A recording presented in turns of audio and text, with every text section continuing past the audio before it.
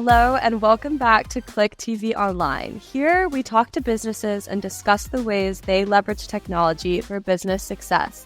My name is Brooke, also known as Tech Barbie, and my guests today are Amy Thomas, the president of HLA Maryland, and Danielle Allen, the vice president of educational planning.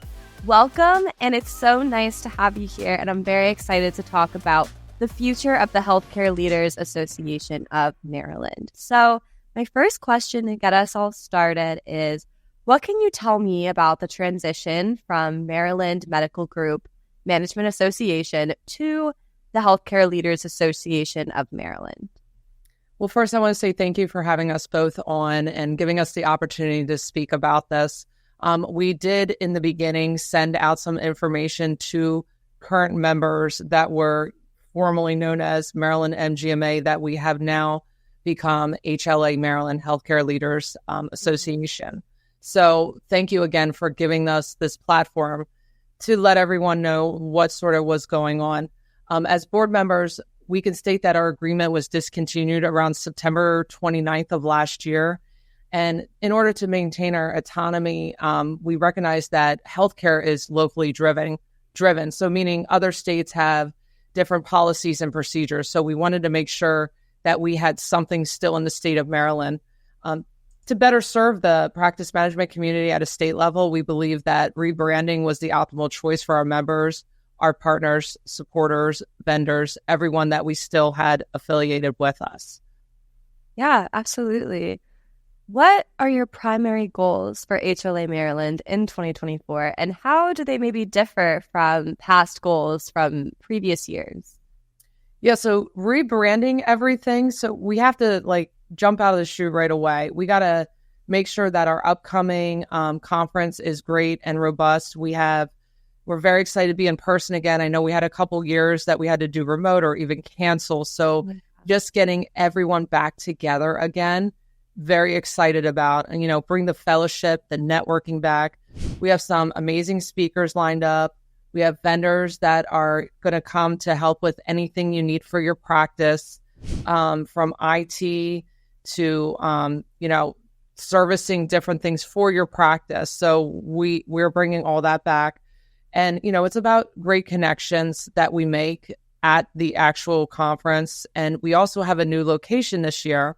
We were previously at Maryland Live, and this year, May 10th of 2024, we're at the DoubleTree by Hilton Hotel at BWI Airport, which is a very central location to all of our members and practices and, the different locations that we have.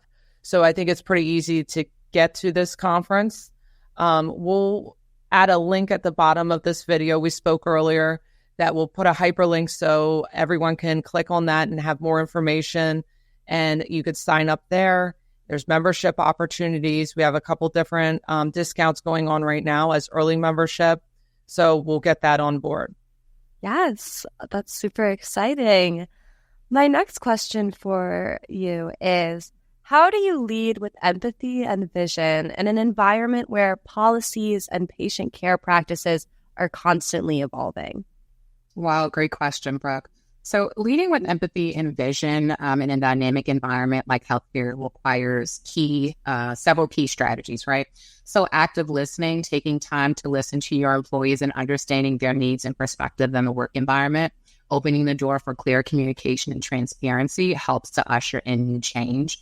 That gives flexibility and agility with your employees. And it also empowers them to be a part of the change and the initiatives that you're bringing to the organization. When you do so, and then you follow that up with support and training and additional resources and opportunities for skill development, that definitely helps the employee to adopt a little bit better. And then lead by example, model the behavior that you want to see repeated in that environment. And I believe when you incorporate these strategies into the leadership approach, it effectively helps navigate those challenges in an environment where, of course, everything is changing in healthcare. So I think doing so definitely helps to be able to handle the need there. Yeah, absolutely, Danielle. That makes a lot of sense. And I think that that's a very wise and empathetic way to continue to improve the healthcare industry and everything that you can do for it. My next question is going to be, what methods do you use to optimize operations and reduce waste without compromising your patient's outcomes? Absolutely. Again, and we're going to be offering several of these courses that I'm going to be mentioning, new educational courses on our website. Some things like Lean Six Sigma, definitely a way to be able to streamline processes, reduce waste, and improve efficiency. Data analytics, leveraging data to be able to do the work for you, helping to standardize some of those processes. Tech integration, which you're a tech company over at Klik, so tech integration, helping with new EMRs, EHRs, telemedicine, et cetera. Continuous quality improvement programs and processes, right? Helping with supply chain management, staff delivery, again, engagement. When you implement these strategies thoughtfully and also systematically, right? We want to be succinct. In healthcare organizations, we begin to optimize and leverage operations and reduce waste and help enhance patient outcomes.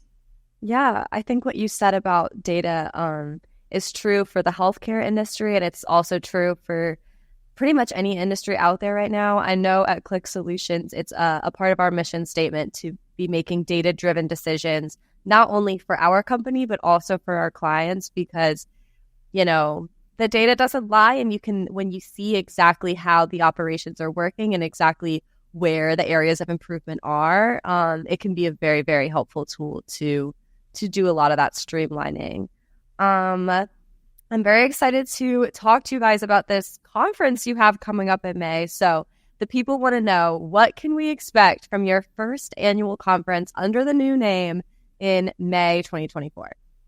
Yeah, so we have some new material, some great speakers. We have Lori Betke, which she's from LifeWorks Healthcare Group.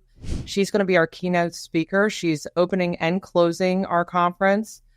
So she's going to go over different techniques and such to help practices you mitigate like frustrations and such. And I feel like, to touch on what Danielle said, really having like a strong leadership within a medical practice, even any sort of job there is, that is what's most important, because, employees don't leave bad jobs, they leave bad management. So you want to make sure that everything being done correctly, which then goes into, we have Nan Gallagher coming back from the Nan Gallagher Law Group, and she has a big platform to talk about. It's called You're Fired, the do's and don'ts for medical practices parting. So throughout these last couple of years, with everything that went on with COVID, we had a lot of things that we learned along the way of what you can and cannot do.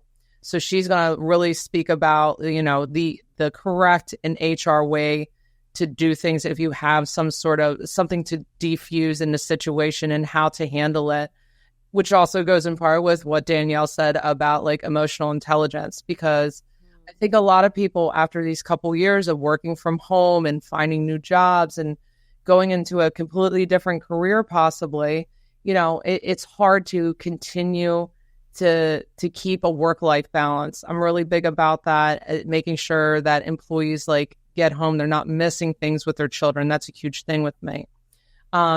Also, we have some speaking on IT solutions. So with everything that just recently happened with Change Healthcare, it is vitally important that you have a good IT company that makes sure they go through your analytics, make sure nothing infiltrates, because obviously even on the biggest platform that we have, United Healthcare with Optum, it can be, something that, other places can get into. So you want to really make sure HIPAA compliance is good. You don't want anyone taking any personal information. So there's going to be speaking about that. And also we have some commercial real estate.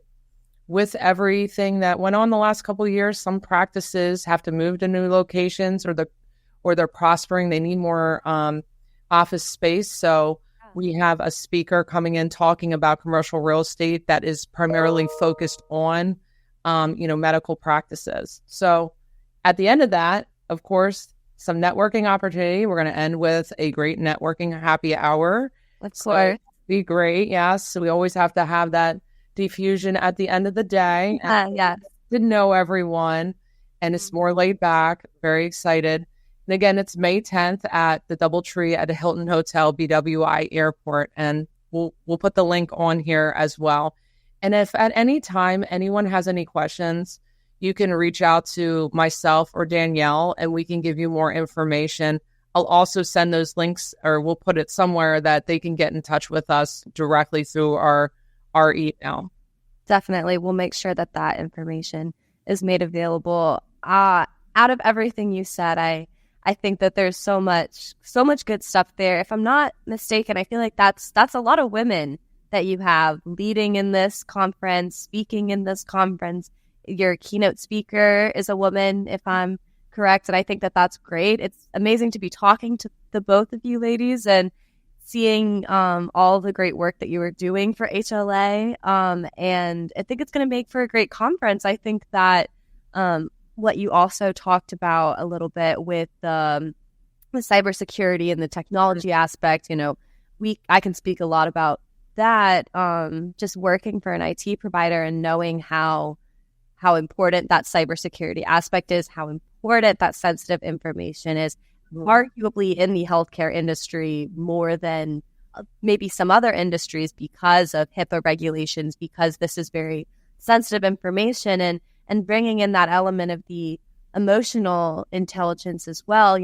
If you look at it from a business standpoint, it can just seem like a business problem, but for the people, the patients that this is impacting, it's their life. So it's not just a statistic, or it's not just like an email to be answered. It's either their real problems that they're dealing with their health, or someone that they care about that they are advocating for.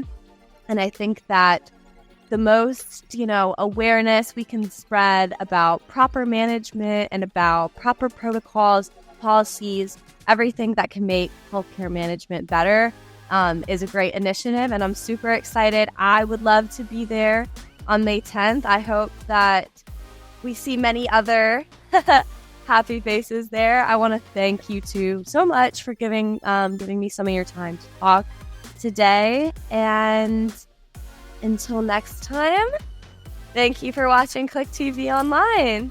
Thank you so much. Bye-bye.